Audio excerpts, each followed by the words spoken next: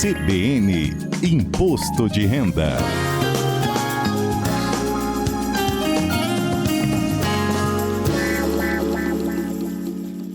Toda sexta-feira tem Tira Dúvidas ao vivo aqui sobre o seu imposto de renda, sobre o nosso imposto de renda. E hoje quem está no estúdio aqui conosco é o delegado da Receita Federal aqui no Espírito Santo, Eduardo Roque, ele que abriu a série, né, conosco.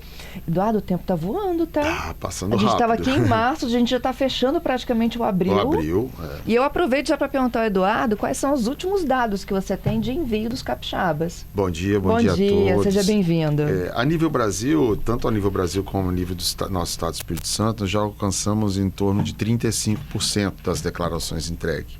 16 milhões a nível Brasil e praticamente 304 mil declarações a nível do Espírito Santo.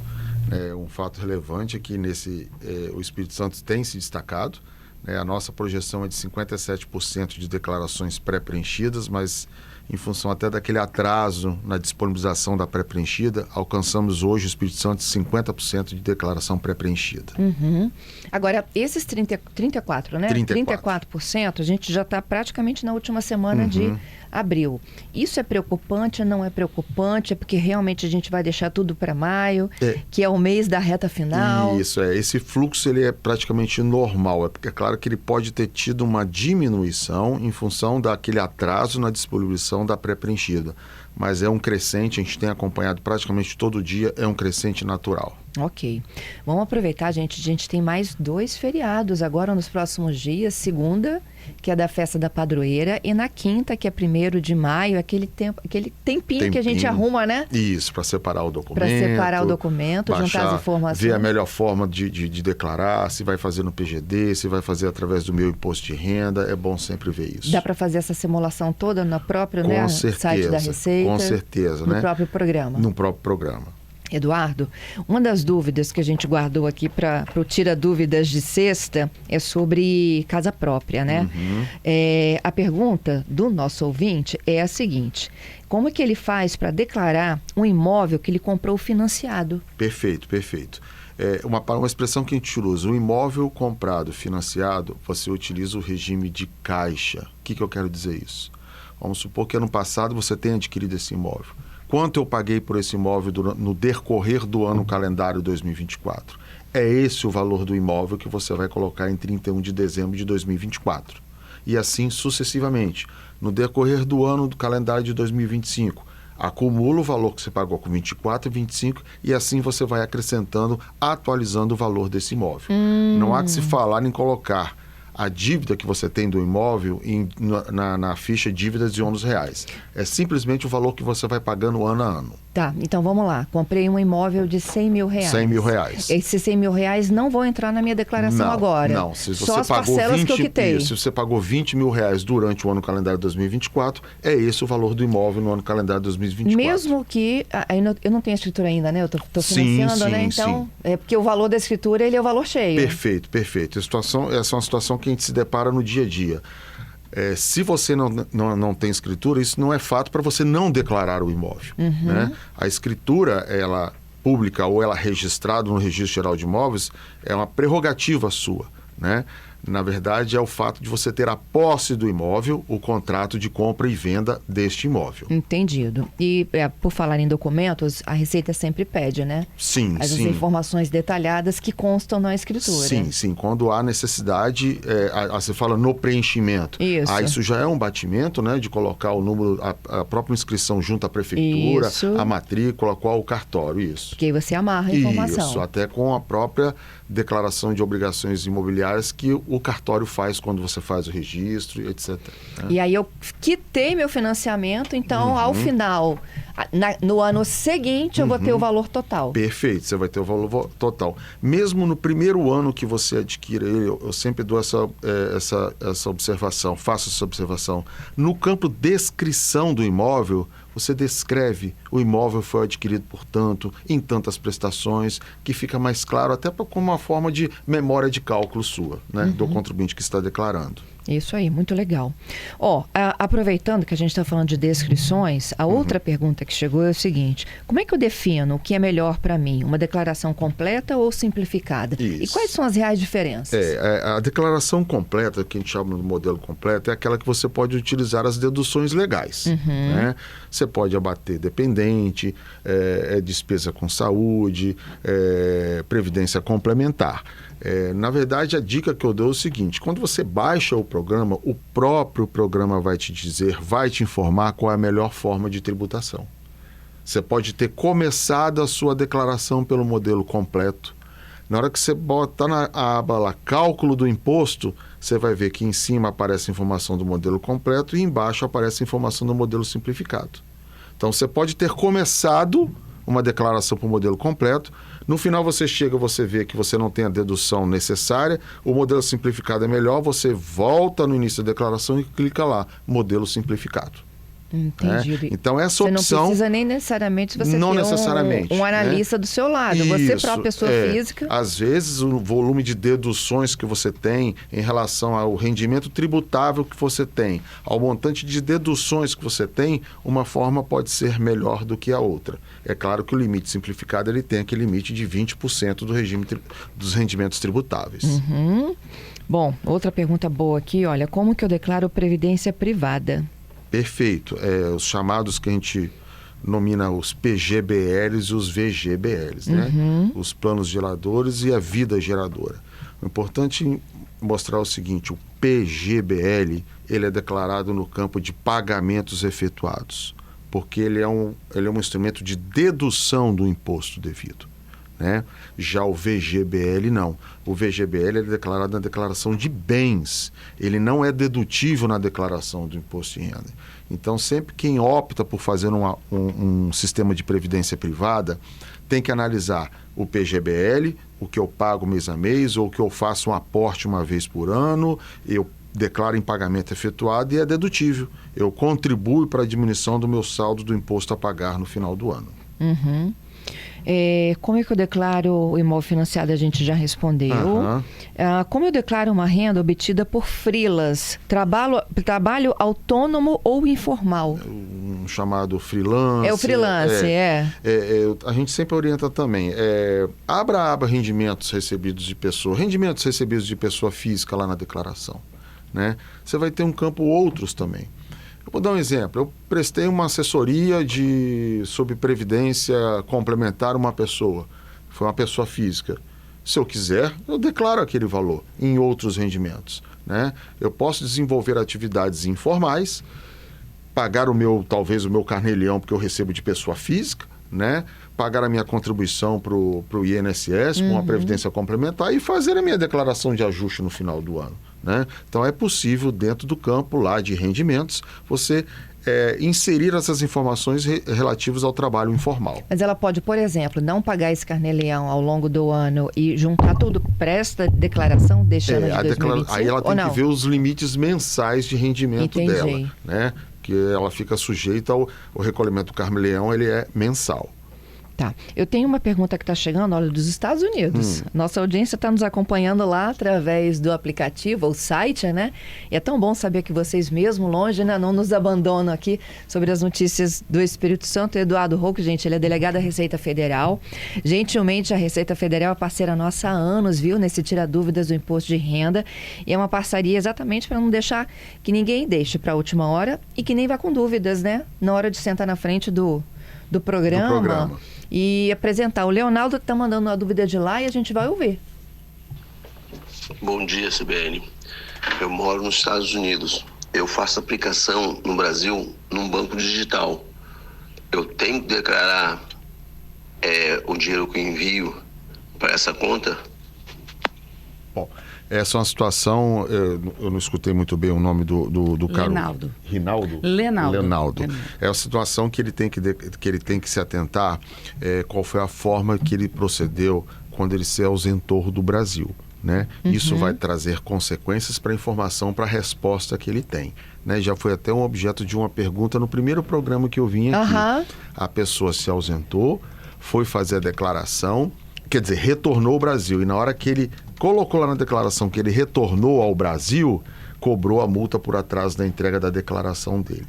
Então, na situação dele, eu posso pegar a situação dele depois para saber se ele entregou a declaração de saída definitiva do país ou não, porque isso traz consequências quanto a essa forma de tributação aqui. Ok. Eu vou para o Repórter CBN, Eduardo, e a gente volta já para responder as outras perguntas que estão chegando. Reforço o número para você encaminhar a sua, 992994297.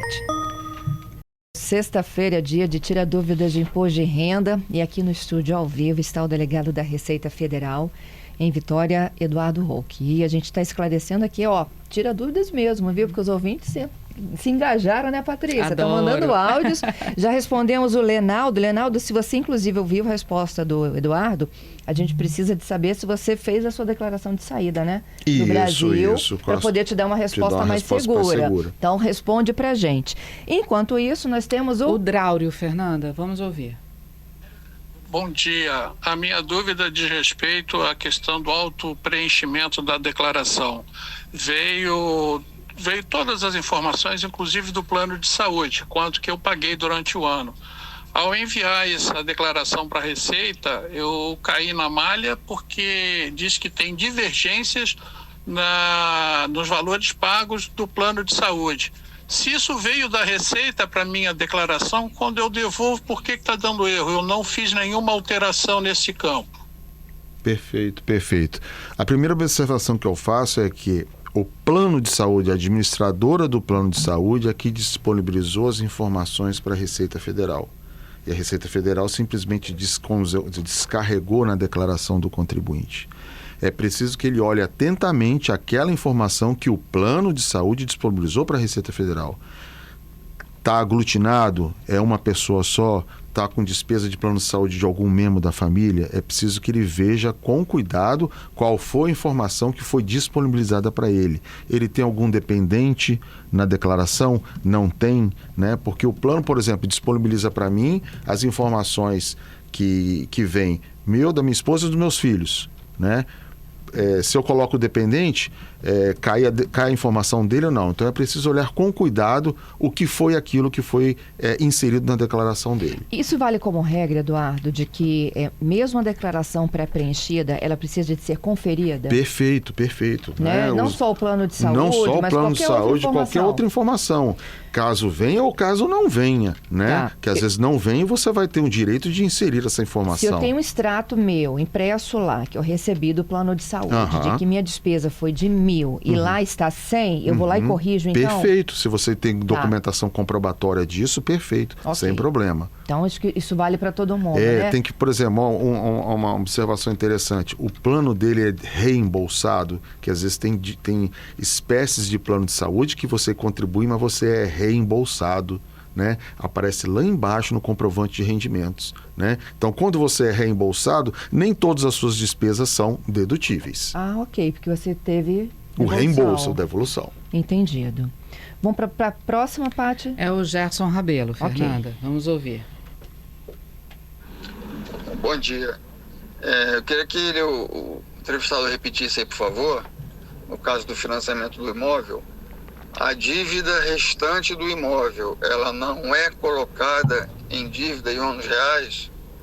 Eu ouvi ele falar, mas não ouvi direito. Eu não preciso colocar o que eu ainda tenho que pagar do imóvel em dívidas e ônus reais? É isso mesmo? Um abraço, obrigado. Perfeito, Gerson. Sendo claro, você não precisa colocar em dívidas e ônus reais. Regime de caixa, o que você paga durante o ano é esse valor que você coloca em 31 de dezembro no valor do seu bem financiado, ok? Solimar, minhas filhas são maiores de idade. Elas trabalhavam antes mesmo de deixarem o país para fazer o intercâmbio. Isso aconteceu há 1 ano e meio. Isso é considerado saída definitiva? Intercâmbio? É isso? E se elas não voltarem, deve ser feita alguma informação à Receita? Isso. As regras de saída definitiva do país, elas têm prazo para isso. Geralmente são os prazos de 180 dias, né? Então, se você se ausenta do país por um prazo superior a 180 dias, é considerado como saída definitiva. Eu não entendi se elas tiveram... Um ano e meio, elas já estão lá. Elas já estão lá. Então, é bom providenciar para ver se elas vão, em definitivo, ficar lá. Por exemplo, meu filho foi e voltou em 1 ano, né? E, na verdade, eu nem fiz a saída definitiva porque ele não tinha rendimentos. A intenção okay. Ele não tinha rendimentos. Elas porque, têm. Elas têm intenção, elas têm rendimento, porque enquanto elas estiverem sem a saída definitiva, os rendimentos seriam tributados aqui. É uma forma de tributação aqui para residente no país. Uhum. Tem mais uma aqui. É do motorista de aplicativo, o Moisés, né? O Moisés respondeu, Patrícia? Respondeu, Fernanda. Ele disse que ele não é MEI, que ele é pessoa física. Tá, ele é motorista de aplicativo. Deixa eu pegar o e-mail aqui do Moisés. Tá em mãos aí? Tá aqui comigo. Vamos lá, então. Vamos registrar? Vamos. Achei aqui, ó. O Moisés, ele disse que teve no ano passado um faturamento bruto de 110 mil. Ele é motorista de aplicativo, só que ele tem custos nessa arrecadação dele, né? E aí ele elenca pra gente, Eduardo, olha, combustível, manutenção, documento. E com isso, o meu ganho líquido é muito menor do que o meu faturamento bruto. Como é que eu procedo no imposto de renda? Sim, aí, olha só... Não, ele é pessoa física. Então, é a relação dele com o aplicativo. O aplicativo é o quê? Ele tem uma personalidade jurídica, não é uma pessoa jurídica, né? Ele, na verdade, ele não recebe do passageiro. Ele recebe da fonte pagadora aplicativo. Então, é o rendimento do trabalho não assalariado, porque eu estou pressupondo que, como todo rede de aplicativos, ele não tem vínculo empregatício, até que eu saiba, com a rede de aplicativo, né? Então, ele pode inserir o líquido, como você faz, por exemplo, eu recebo aluguéis e tenho as despesas de corretagem. Eu vou pelo líquido, eu tenho direito a abater essa despesa do aluguel. É o mesmo caso dele. O rendimento do trabalho não assalariado, advindo dessa fonte pagadora, que é uma pessoa jurídica, o comprovante, se é que ele recebe um comprovante dessa fonte pagadora. Ó, Moisés, então essa é a orientação. Se você ainda tiver dúvidas, pode detalhar um pouco mais pra gente. O Alexandre, ele está num outro momento. Ele disse que comprou um terreno rural há 2 anos, escriturado por 60 mil reais. Eu fiz várias melhorias nele, como lagoa, plantação, platô, e ele já se valorizou para 150 mil. Eu declaro o valor inicial, diz que isso já está lá no imposto dele. Posso subir esse valor declarado para um futuro, para eu pagar menos imposto no caso de venda? Sim, Pode falar, Eduardo. Qualquer imóvel, não só o rural, tá? É claro que o rural ele tem uma especificidade melhor, uma outra especificidade, né? Porque o ganho de capital na apuração de um bem da atividade rural, ele é diferente um pouco em relação ao imóvel, vamos dizer, urbano. Mas é claro, que ele adquire e todas as benfeitorias que são incorporadas a esse imóvel devem constar da declaração de bens dele, né? E ele atualizando esses valores. Mas lembrando, a apuração de ganho de capital de um bem rural é diferente da apuração de alguém da área urbana. O Orlando, ele nos enviou também uma dúvida. O meu valor de restituição, competência 2023, declaração 2024, foi bloqueado, alegando divergências no que ele declarou. O direito à restituição dele. Apresentei documentos via ECAC, isso foi agora, em janeiro deste ano, comprovando que eu declarei de forma correta, só que está em análise ainda. Isso. Abri um processo administrativo, não foi analisado ainda, mandei e-mail, já fiz conversas no chat, me informaram que eu não tenho prioridade e não há prazo definitivo para conclusão. E ele pergunta como é que é isso, se é isso mesmo, qual é o trâmite? Sim, o atendimento dos processos de malha fiscal, ele é feito por ordem de entrada nos processos, né? Então, infelizmente, apesar do volume de malha ser pouco se comparado com o total de pessoas que apresentam declaração, há sempre um fluxo bem constante dessas declarações. Eu vou dizer que nesse período agora, principalmente que todo mundo está ciente, né, do movimento de paralisação da Receita Federal, esse fluxo de análise do setor de malha pode ter diminuído um pouco, tá? É isso, gente. Patrícia, temos a última? Temos a última, é um complemento até do Draúrio, que falou do plano de saúde. Eu, só complementando aí o que o consultor está falando, delegado, o documento da Unimed veio com o meu valor e da minha esposa. Eu só declarei o meu valor. O dela está na declaração dela, que por acaso também deu problema no mesmo campo. Bom, a orientação que eu falo é o seguinte, a declaração oportunamente no momento do processamento, colega, ele pode entrar em malha. Vou presumir que possa estar havendo alguma retificadora de DIF por parte da Unimed, ajustes que a gente fala, né? Na DIF não, na declaração que ela entrega dessas informações, já aconteceu com pessoas que compareceram lá na Receita, aguardar o processamento. A declaração ela pode entrar em malha? Pode, mas oportunamente ela pode sair espontaneamente de malha.